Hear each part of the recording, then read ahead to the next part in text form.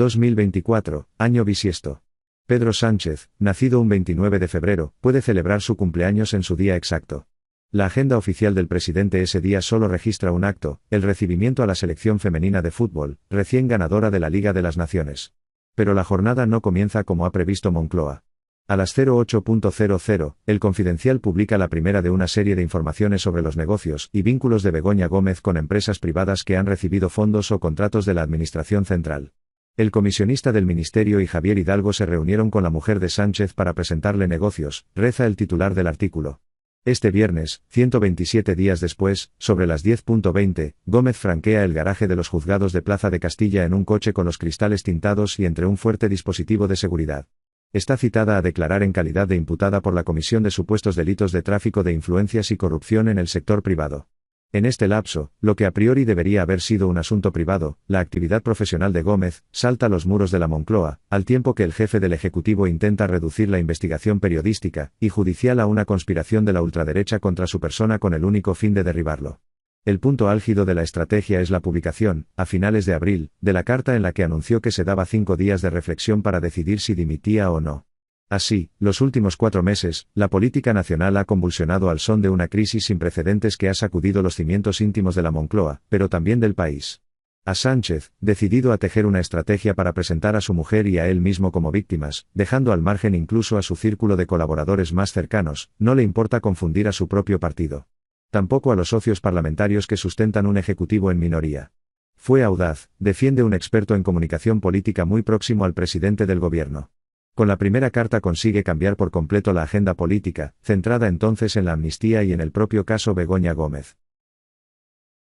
Desplaza el discurso y carga la prueba en el adversario, muy al estilo de Sánchez, con un golpe de efecto en línea de la moción de censura y del adelanto electoral del 23J, sostiene esta fuente. El diagnóstico es radicalmente distinto si se pregunta más allá de los círculos de confianza del presidente y del PSOE, donde la crítica es unánime. La estrategia para otra persona ligada al mundo de la comunicación política, y que ha ostentado cargos en la administración pública no es más que un juego de despiste, de confusión para tapar el hecho de que su mujer está imputada, algo inédito en la democracia española. Trata de desviar la atención de un acontecimiento de enorme gravedad. No es que alguien haya decidido poner el foco en la mujer del presidente, ha sido ella la que se ha puesto debajo del foco para hacer negocios, sostiene este último experto. En su primera misiva, en vísperas del arranque de la campaña electoral catalana del 12M, Sánchez señala a los medios de comunicación, a los jueces y a los partidos de la oposición. Es la idea fuerza con la que juega Moncloa durante todo este tiempo, la de la máquina del fango, mientras la respuesta oficial ante la sucesión de informaciones, primero sobre los vínculos de Gómez con Javier Hidalgo, ex consejero delegado de Globalia, luego con Juan Carlos Barrabés, el empresario al que avaló, y por último, sobre el software de la Complutense, exclusivas del Confidencial, siempre han sido las mismas, no hay nada, todo es mentira. Esos días, fuentes de Sumar trasladan a El Confidencial su preocupación por el peligro que podía suponer que el presidente mezclara la cuestión personal de su mujer con su responsabilidad política. Y ese ha sido precisamente el caballo por el que ha apostado Sánchez desde entonces. Soy un hombre profundamente enamorado de mi mujer que vive con impotencia el fango que sobre ella esparcen día sí y día también, asegura en la misiva.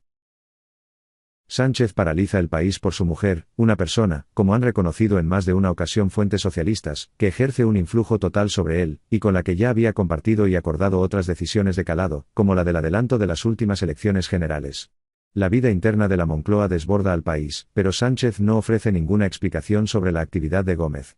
Tras anunciar que sigue en el cargo, prometer un plan de regeneración del que no ofrece ningún detalle, y que se supone que concretará el próximo 17 en el Congreso, y conceder un puñado de entrevistas para defender la profesionalidad y honestidad de su mujer, continúa prácticamente como si nada hubiese pasado hasta que llega la citación judicial en la recta final de la campaña de las elecciones europeas del 9J. Es el momento de la segunda carta, abiertamente criticada por los socios, y del mitin de Málaga, en el que la militancia socialista rompe a aplaudir cuando aparece Gómez. Todos es fango, fango y más fango, responde el presidente al líder de la oposición, Alberto Núñez Feijóo, en un pleno de control, mientras uno de los debates iniciales, más allá de lo que determine la justicia, la necesidad de regular la figura de la primera dama, queda relegado y olvidado a pesar de la sucesión de noticias que cuestionan el alcance de la actividad de Gómez. La última, la declaración este viernes del rector de la Universidad Complutense, Joaquín Goyache Goñi, quien reconoce ante el juez que fue Gómez quien le citó en el Palacio de la Moncloa. Quería, según asegura, conocerle en persona y saber cómo podía colaborar con una cátedra. Tras el encuentro, la mujer del presidente acabó dirigiendo el máster en transformación social competitiva de la institución educativa. No es que alguien haya decidido poner el foco en la mujer del presidente, ha sido ella la que se ha puesto debajo del foco para hacer negocios en el momento en el que se produce la imputación, lo que ha hecho ha sido intentar desacreditar a quien ha acusado a Begoña Gómez. Es lo más viejo del mundo. Cuando un juez dice algo que no me gusta, le señalo, le apunto. Es lo que vemos hacer todos los días a Míriam Nogueras, y a Gabriel Rufián, y el presidente ha optado por esa vía, apunta una de las fuentes especializadas en comunicación política consultadas. Todo forma parte de lo mismo, de intentar poner el acento, no en lo esencial, sino en lo accesorio.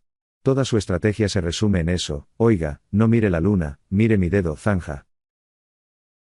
La conmoción en el PSOE. Sánchez diseña la estrategia de respuesta en soledad. Hace de la Moncloa un búnker, hasta tal punto que nadie conoce su intención de publicar una carta. Ni sus más fieles. En todo este tiempo, la ministra de Educación y portavoz, Pilar Alegría, el ministro de Justicia, Félix Bolaños, y la de Hacienda, María Jesús Montero, han sido sus alfiles. Día sí y día también han sido los encargados de responder y cuestionar las informaciones publicadas. Pero ninguno de ellos está al tanto de la primera carta. Ninguno de ellos sabe si va a dimitir o no, si de verdad ha decidido tirar la toalla. Tampoco Santos Cerdán, el secretario de organización del PSOE. Durante estos 5 días de reflexión, el partido vive en vilo. El temor a su marcha es real. ¿Qué puede hacer el PSOE sin un reemplazo claro? Es la pregunta que late en muchos cargos, que observan con pánico la sucesión de acontecimientos. Dependemos de un solo hombre, trasladan. La sensación es de angustia, y si en esos días de la primera carta se llega a escuchar alguna crítica interna por la gestión de la crisis, por cómo se cocina la respuesta, ahora, 4 meses después, el mutismo es total y el apoyo cerrado. Incluso ante la evidencia que de Sánchez ha usado al partido para dar verosimilitud al relato de la marcha. El hartazgo de los socios. Y en su huida hacia adelante, Sánchez rompe los puentes de confianza con los socios parlamentarios del PSOE. Tras la publicación de la primera carta, todos, a excepción de Carles Puigdemont y ERC, pero con la boca muy pequeña, cierran filas con el presidente. Creen que va en serio y dan por hecho que dimite. Estábamos todos más preocupados que él, llega a decir en una entrevista el presidente del PNV, Andoni Ortúzar. Pero finalmente, Sánchez sigue y todos se sienten engañados. El movimiento del presidente añade un plus de desconfianza entre las formaciones parlamentarias que sustentan al Ejecutivo de coalición. El resquemor ante los incumplimientos del presidente viene de lejos, pero la voltereta de la carta supone un punto de inflexión. Es la constatación de que Sánchez es impredecible, y de que no opera con los códigos políticos habituales, también una demostración de victimismo, que más allá de una estrategia de defensa, encierra también un movimiento electoral para reconcentrar el voto en el PSOE y, en definitiva, para perjudicarles. 2024, año bisiesto. Pedro Sánchez, nacido un 29 de febrero, puede celebrar su cumpleaños en su día exacto. La agenda oficial del presidente ese día solo registra un acto: el recibimiento a la selección femenina de fútbol, recién ganadora de la Liga de las Naciones. Pero la jornada no comienza como ha previsto Moncloa. A las 08:00, El Confidencial publica la primera de una serie de informaciones sobre los negocios y vínculos de Begoña Gómez con empresas privadas que han recibido fondos o contratos de la Administración Central. El comisionista del ministerio y Javier Hidalgo se reunieron con la mujer de Sánchez para presentarle negocios, reza el titular del artículo.